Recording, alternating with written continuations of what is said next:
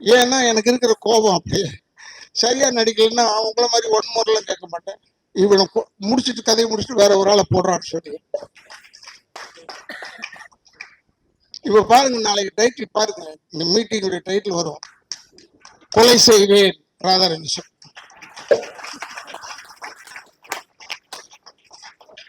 அதுதான் சொல்றது நானா. ஏன்னா அவங்க போடணும், இல்லைன்னா என்ன விட்டுருவாங்கள.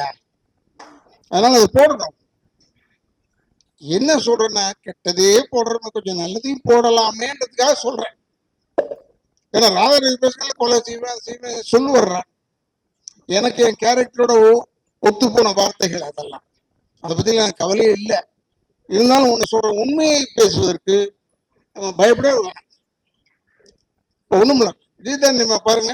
அவங்க ஏன் எனக்கு பிடிச்சதுன்னா, அவங்க காங்கிரஸ் இருக்காங்க, அவங்களுடைய வேல்யூ என்னன்னு எனக்கு தெரியும். நான் பார்த்துருக்கேன், அவங்களுடைய இடத்துலயே பார்த்துருக்கேன். நான் மார்த்தாண்டம் வரைக்கும் வந்தவன் போனவன், பார்த்துருக்கேன். ஆனா இப்ப சொன்னேன், நான் ஏன் நான் ரொம்ப பிடிச்சதுன்னா, தைரியமா சொன்னீங்க, இது வேண்டும் என்று சொல்லிதான் வந்தேன். வேற யாருக்கும் தைரியம் கிடையாது. மீதி பேர் பூரா இந்த கொள்கையை பார்த்து வந்தேன், அதை பார்த்து மூஞ்ச பார்த்து வந்தேன். அப்படிலாம் ஸ்ட்ரெயிட்டா சொன்னான், இதற்காகத்தான் வந்தேன். அப்படி சொல்றதுக்கு ஒரு ஆள் வேணும். அரசியலே நம்ம பார்த்து முதல்ல ஆள் இவங்கதான் நினைக்கிறேன். அப்பதான் சொன்னேன், உண்மையை பேசுவதற்கு எங்கேயுமே பயம் வேணாம், பொய்யை பேசுவதற்கு தான் பயம். இந்த ஞாபக சக்தி இருக்க, அது யாருக்கு அதிகமா இருக்குன்னா, பொய்யை சொல்றவங்களுக்கு தான் ஞாபகம் இருக்கணும்.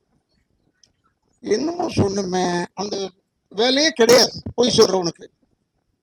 அவனுக்கு தான் ஞாபக சக்தி வேணும். எனக்கு உண்மை பேசுறதுனால நமக்கெல்லாம் ஞாபக சக்தி தேவையில்லை. ஏன்னா எப்படி இருந்தாலும் உண்மைகள் நிலைத்து நிற்கும். அதுக்காக சொல்றேன். இந்த படம் பார்த்த உடனே ட்ராமான்னு போட்டிருந்தது.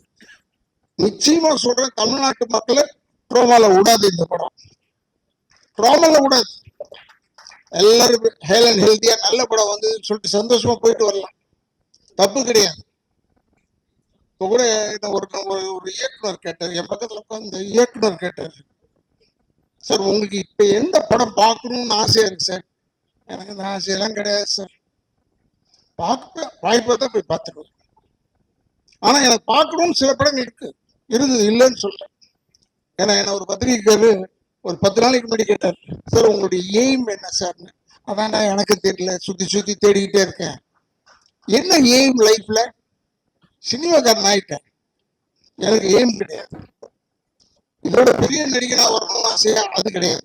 ஏன்னா ஒரு பெரிய நடிகனுக்கு மகனாக பிறந்திருக்கும், நிம்மதியா இருக்கணும், அது தப்பு இல்லை. சொல்லும் போது கூட அவரு 7 பொம்பளை வச்சிருந்தாரு, அவர் வச்சுக்கிறாரு, உனக்கு ஏன்? அவரு வச்சிருக்காரு, வசதியை வச்சுக்கிட்டாரு, எல்லாரையும் வச்சுக்கிட்டு அவர் ஆம்பளை ஏன்டா தொல்லை பண்ற, விடுறா என்ன விடு, நான் அப்படி இருக்கணும், இல்லை இல்லை நான் குவைட்டா இருக்கேன், விட்டுரு, விட மாட்டேன். என்ன 10 நாளைக்கு முன்னாடி நடந்தது நிகழ்ச்சி. ஏன்னா சிலவற்றுக்கு பதில் சொல்ல வேண்டும், சிலவற்றுக்கு பதில் சொல்ல தேவையில்லை, சிரிச்சுக்கிட்டே போயிட்டே இருக்கலாம். அது தப்பா எழுதுவாங்க, அவர் நாங்க கேட்டோம் பதிலே சொல்லவில்லைன்னு, அதை எழுதிட்டு போட்டு தப்பு இல்லை. ஏன்னா அவங்களுக்கு ஓடணுமே, செய்திகள் நிறைய வேணும், செய்தி வேணும்.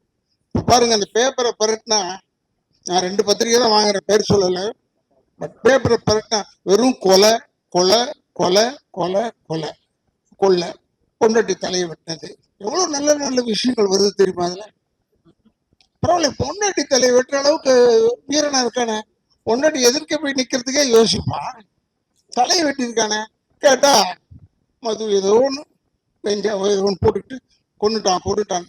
எவ்வளவு கொலை! இந்தியாவது அந்த பத்திரிகையில 2-3 கொலை தான் வரும். இப்போ பத்திரிகை ஃபுல்லா கொலை, அதுல நடுவுல நம்ம செய்தி 2-3 வருது.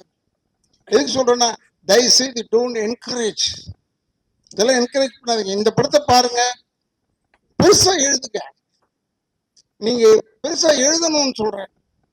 ஆனா நீங்க எடுத்த உடனே அவர் எழுதியிருக்காரு, இருந்தாலும் கதை வந்து வளவளவன் என்று போகிறது. எதுக்கு இது வளவளம் போனான்னா உலகம் போனா, அவன் எடுத்தது அவ்வளவுதான், முடிஞ்சா பாரு, இல்லைன்னா போயிட்டே இருக்கு.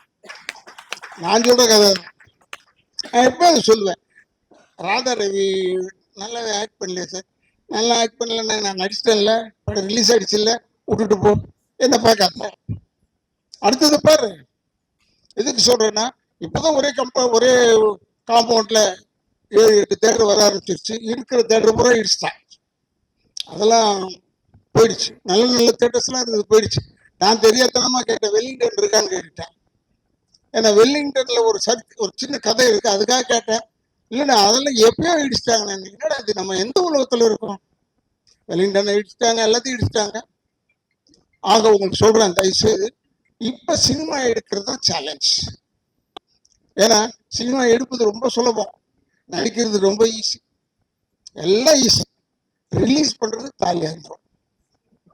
ரிலீஸ் பண்றது மட்டும்தான் கஷ்டம். அந்த ரிலீஸ் பண்றது தான் ஈஸியா இருக்கணும், பட் அது மட்டும்தான் கஷ்டம். ஏன்னா டெடிகேஷன் வேணும் சினிமாவில் நடிக்கிறதுக்குன்னு சொன்னேன். ஆனா இப்ப ரிலீஸ் பண்றதுக்கு டெடிகேஷன் வேணும். You must be dedicated. இந்த தேட்டர்ல இருந்து எப்போ இந்த படத்தை எடுப்பான், நம்ம படத்தை கொண்டாந்து இப்படியே தான். நான் தான் பேப்பரை பார்க்குறேன். கரெக்ட்னா 3 நாளைக்கு ஒரு படம். நான் ஒரு படம் நடித்தேன், பேர் சொல்லக்கூடாது, நீங்களே யூகிச்சிங்க.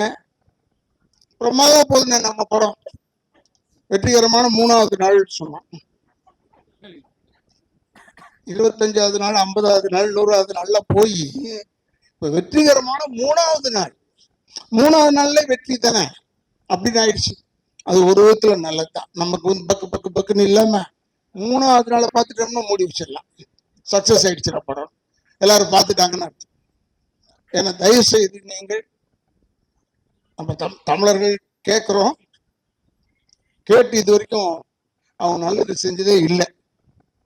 இப்போ நல்லது செய்யறதுக்காக கேட்குறோம். ஏன்னா இது மாதிரி சின்ன சின்ன சின்ன படங்கள்னு சொன்னாங்க. சின்ன படம் பெரிய படம் எல்லா படத்துக்கும் பணம் தான் செலவாகுதே ஒழிய பருத்தி கொட்ட புண்ணாக்கா தவிர. தம்பிதுரையை கேட்குறேன், நான் நடிகனா இருந்திருந்தா என்கிட்ட என்ன பருத்தி கொட்ட புண்ணாக்கா கொடுக்குறாரு, பணம் கொடுக்குறாரு.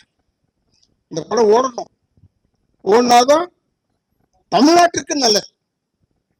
அவார்டு வாங்கின ஆளுங்கெல்லாம் பார்த்தேன், பட் ஓடணும். ஓடுறதுக்கு ஒரு 10 நாளாவது ஓடணும் இப்ப இருக்கிற நிலவரத்துல. ஏன்னா 200 தேட்டர் ரிலீஸ் பண்றீங்க, அதனால ஒரு 100 நாள் 50 நாள் ஓடணும், 10 நாள் ஓடணும் இல்லையா? 50 நாள்லாம் கேட்கக்கூடாது, தப்பு.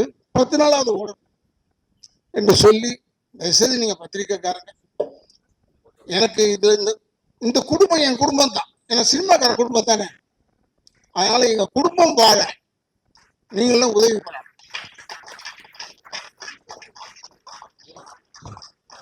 எங்களுக்கெல்லாம் வீடு தர மாட்டீங்க. பொதுவா பப்ளிக் வந்து எங்க வேணாலும் கேளுங்க, வாடகை வீட்டுக்கு நடிகராலேயோ போக முடியுமா? முடியாது. ஆனா இவங்க பொழுதுபோக்குறது யாருன்னா எங்களை பார்த்துதான் பொழுது போகுது. ஜாலியா இருக்காங்க, ரசிக்கிறாங்க, டிவி ஆன் பண்ணிட்டு நம்ம படங்களை தான் பாக்குறாங்களே ஒழிய.